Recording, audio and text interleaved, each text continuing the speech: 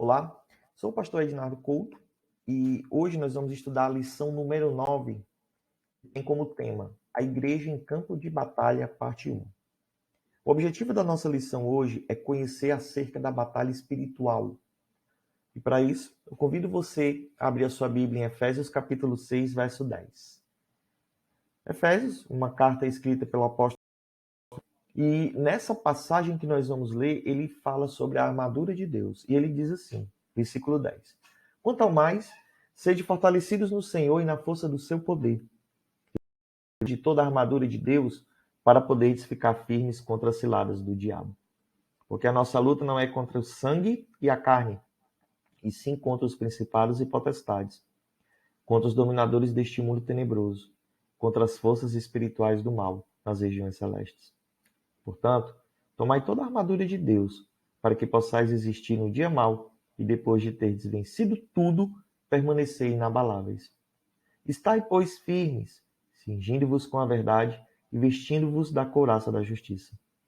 Calçai os pés com a preparação do evangelho da paz, embraçando sempre o escudo da fé, com o qual podereis apagar todos os dardos inflamados do maligno. Tomai também o capacete da salvação e a espada do Espírito, que é a palavra de Deus. Com toda oração e súplica, orando em todo o tempo no Espírito, e para isto vigiando com toda perseverança e súplica por todos os santos, e também por mim, para que me seja dada no abrir da minha boca a palavra, para, com intrepidez, fazer conhecido o mistério do Evangelho, pelo qual sou embaixador em cadeias, para que em Cristo eu seja usado para falar como me cumpre fazê-lo. A introdução, ela fala o quê? A vida cristã é um campo de batalha onde não podemos permanecer em cima do muro. Nessa batalha, ou você é um guerreiro que luta, ou uma vítima atingida brutalmente pelas armas do inimigo. Nesse campo de batalha cruel, chamado guerra espiritual, existem dois perigos, dois extremos, ambos nocivos na vida da igreja. O primeiro é subestimar o inimigo. Existem pessoas que acreditam que o diabo é apenas um mal do imaginário humano. Outros acreditam que é apenas uma energia negativa proveniente do interior, do coração do homem.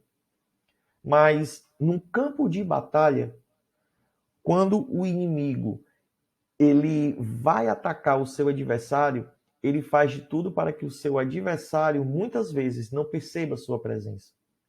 E o diabo tem construído isso ao longo de milênios na mente humana, de que ele não existe. E, acreditando que não existe um inimigo, não haverá resistência quando este inimigo vier lhe atacar. O outro extremo é a superestimação do inimigo. São aquelas pessoas que dizem que tudo de mal que acontece com elas é o diabo. E não assumem nenhuma responsabilidade. Existe aí um certo dualismo. Deus simbolizando a força do bem e o diabo simbolizando a força do mal. E o diabo medindo forças com Deus. Martinho Lutero dizia que o diabo é como se fosse um cachorrinho numa coleira nas mãos de Deus. Ou seja, o diabo ele só age conforme a permissão de Deus. Lembre-se da história de Jó, quando o diabo foi pedir permissão a Deus para poder atacar Jó. Jó permitiu, contanto que o diabo não tirasse a vida de Jó. E assim o diabo fez, conforme a permissão de Deus. Então, diante disso, convém começar a nossa exposição da nossa aula sabendo duas coisas. Primeiro, quem não é o nosso inimigo? E segundo, quem não é o nosso inimigo? Quem é o nosso inimigo e quem não é, né? Contra quem é a nossa luta? Primeiro, a nossa luta não é contra a carne nem contra o sangue, ou seja, a nossa luta não é contra pessoas. Quando uma pessoa abre uma boca para lhe ofender, tenha discernimento espiritual. Aquela pessoa ela pode estar sendo apenas um instrumento. E o discernimento espiritual ele vem para quê? Para você identificar quem está por detrás daquelas palavras que estão sendo proferidas contra você. Muitos crentes têm mirado as suas armas para o alvo errado. É por isso que tantas pessoas estão machucadas, porque estamos ferindo nossos próprios irmãos, quando na verdade deveríamos compreender que existe um mundo espiritual e que as coisas que estão acontecendo ao meu redor podem não ser aquilo que se apresentam. Esse discernimento espiritual, ele serve exatamente para me identificar de onde estão vindo os ataques do inimigo. E dessa forma, ao invés de usar armas terrenas, usar armas espirituais, que serão extremamente eficazes nessa luta contra o mal. E quem é o nosso inimigo? Efésios, capítulo 6, verso 11, ele fala: revestivos de toda a armadura de Deus para poderes ficar firmes contra as ciladas do diabo. Então, o nosso inimigo não são pessoas. Nosso inimigo é o diabo. Porque a nossa luta não é contra a carne nem contra o sangue, e sim contra os principados e potestades, contra os dominadores deste mundo tenebroso, contra as forças espirituais do mal nas regiões celestes.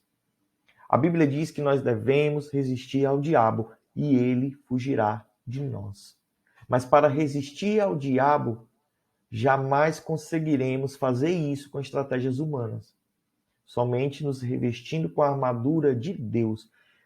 São com armas espirituais que venceremos os inimigos espirituais que tentam destruir a nossa alma. Passando aqui adiante,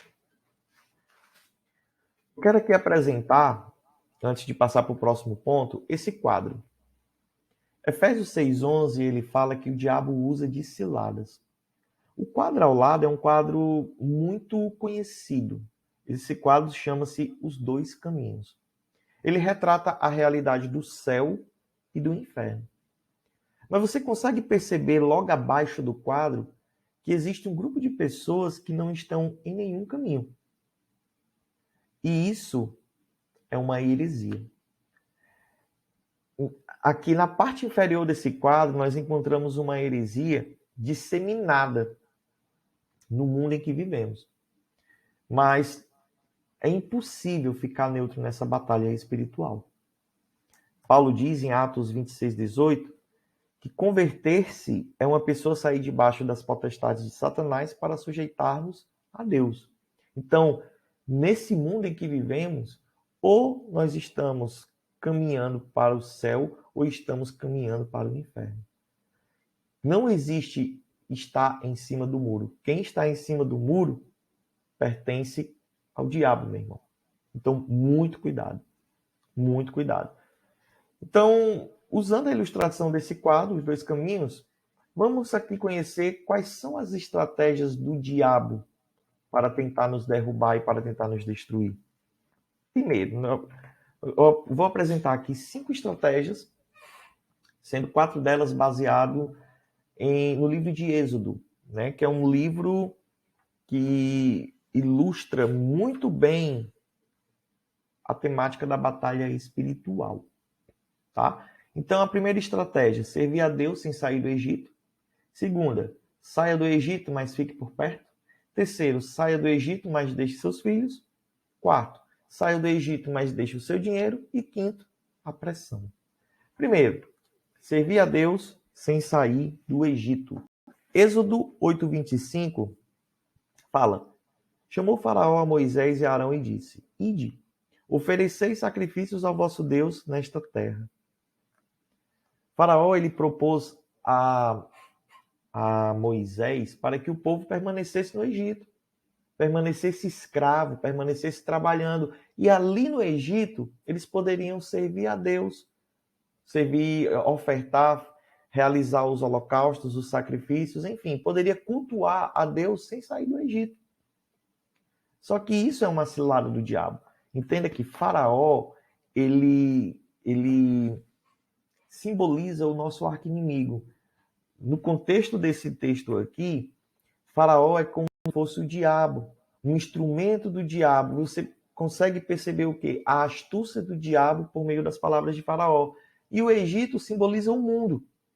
O mundo e a escravidão do pecado, as correntes do pecado nas mãos humanas. Então, simplesmente, a proposta de Faraó foi: olha, vamos tornar o seu Deus mais um Deus aqui no Egito, e aí vocês podem servir ao Deus de vocês sem sair daqui. O diabo, ele lança propostas no coração de muitos homens, como: olha, você pode ser evangélico, você pode ser da igreja, sem sair do mundo. Você pode ir para o culto e quando sair do culto você pode tomar sua cervejinha, você pode fornicar, você pode curtir, você pode se saciar, usufruir dos prazeres que o mundo te oferta. Então, muito cuidado. Essa é a primeira estratégia. A segunda, saia do Egito, mas fique por perto. Êxodo 8, 28. Então disse Faraó: deixar-vos ir para que ofereçais sacrifícios ao Senhor vosso Deus no deserto. Somente que, saindo, não vades muito longe. Outra cilada que o diabo lança no coração humano é: pessoas estão na igreja, estão servindo a Deus, estão louvando, estão pregando, estão buscando praticar a palavra de Deus, mas o seu coração e os seus pensamentos, as suas lembranças, ainda estão nos prazeres que praticava no mundo antes de se converterem. Os pés na igreja, mas os pensamentos no passado. Muito cuidado. Isso é cilada do diabo. Tem uma frasezinha muito usada entre os jovens que diz: isso não tem nada a ver. Então tenha muito cuidado, porque às vezes o nada a ver tem tudo a ver. Tem tudo a ver com uma cilada do diabo para te derrubar, para te destruir, para atacar a sua alma e matar o seu espírito. A terceira estratégia: saia do Egito, mas deixe os seus filhos. Êxodo, capítulo 10, versículo 10.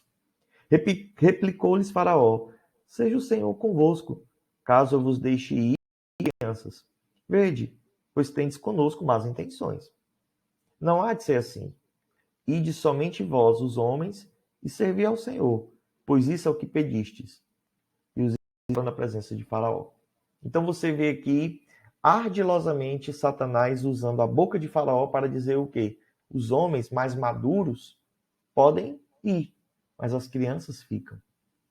Olha, no mundo em que vivemos, existe uma artilharia pesada contra a próxima geração da igreja, contra a unidade da família.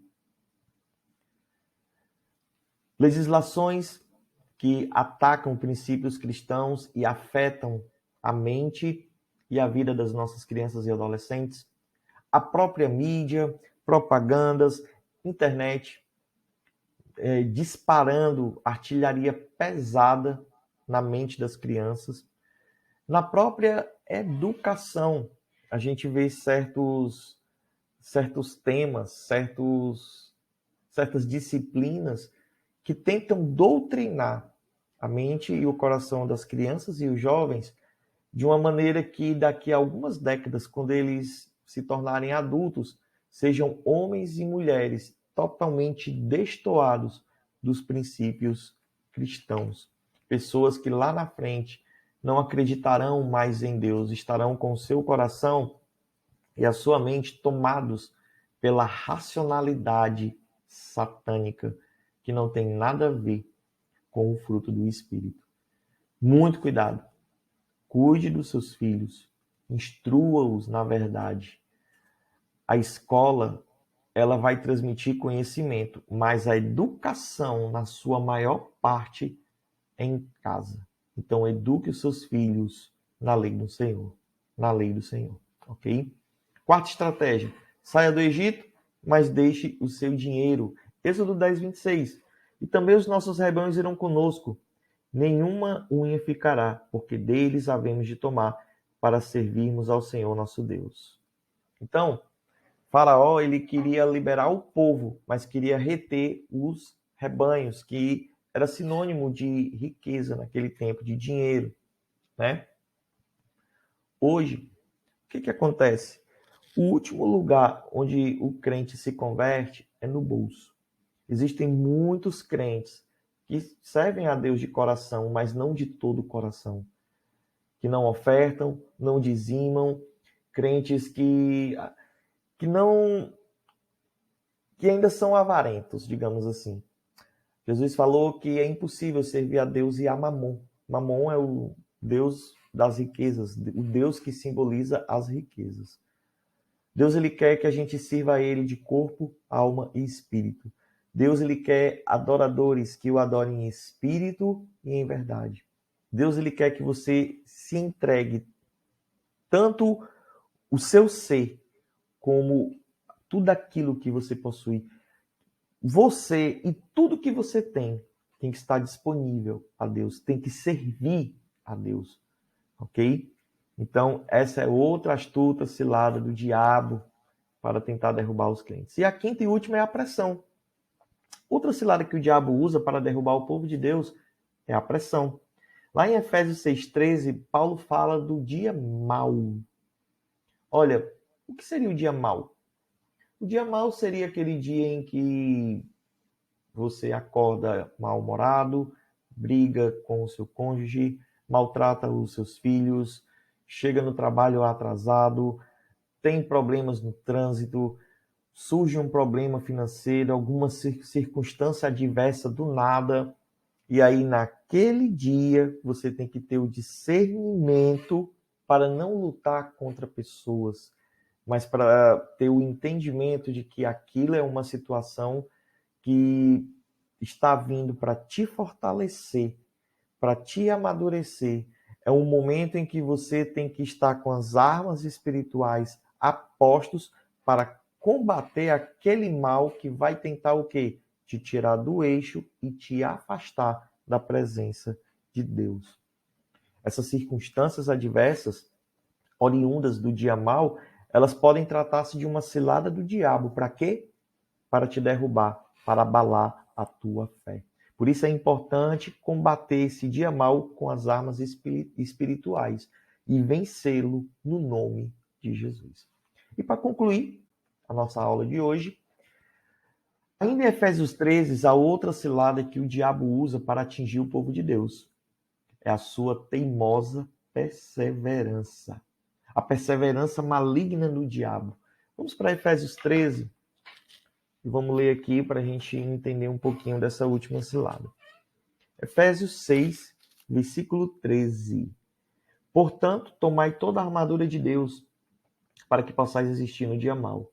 Depois de teres vencido tudo, permanecer inabaláveis.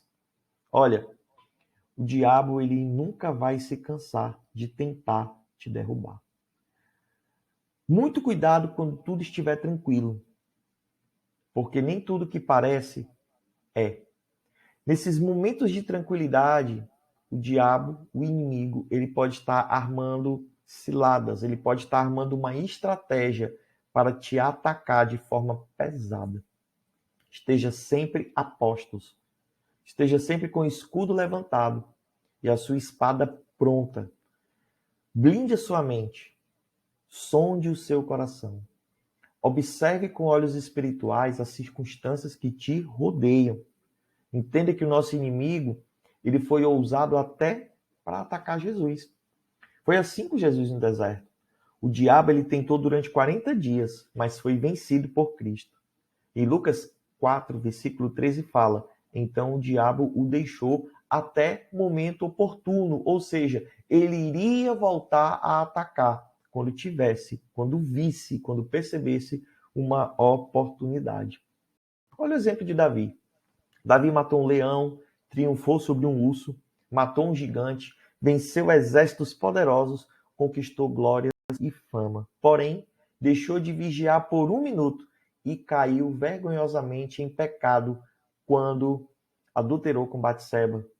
Posteriormente, matou Urias, um oficial do seu exército, e por aí veio uma desgraça sem precedentes na vida e na família de Davi. Eu quero concluir a palavra de hoje dizendo duas coisas. Primeiro, cuidado. O diabo tem paciência de esperar você subir para te derrubar. Suba o degrau, mas sempre com as armas prontas. para a guerra. Segundo, o segredo da liberdade é a constante vigilância. Jesus falou: vigiai e orai. Não adianta orar sem vigilância, você será atingido. Esteja vigiando na medida que você está orando. Ninguém consegue vencer uma batalha sem constante vigilância. Então, aqui fechamos a nossa lição número 9, que fala sobre a igreja no campo de batalha, parte 1. E, para concluir, eu quero deixar aqui, ler novamente o versículo 13 de Efésios 6. Portanto, tomai toda a armadura de Deus para que possais resistir o dia mau e, depois de ter vencido tudo, permanecer inabaláveis. De fé em fé, de glória em glória. A cada batalha, seja ela vencida ou perdida, saiba de uma coisa: a guerra já está garantida, porque nós estamos lutando no lado vitorioso. Mas, após cada batalha, permaneça vigilante e inabalável, porque a qualquer momento podemos ser atacados e precisamos estar prontos para reagir. Que Deus te abençoe e até a próxima.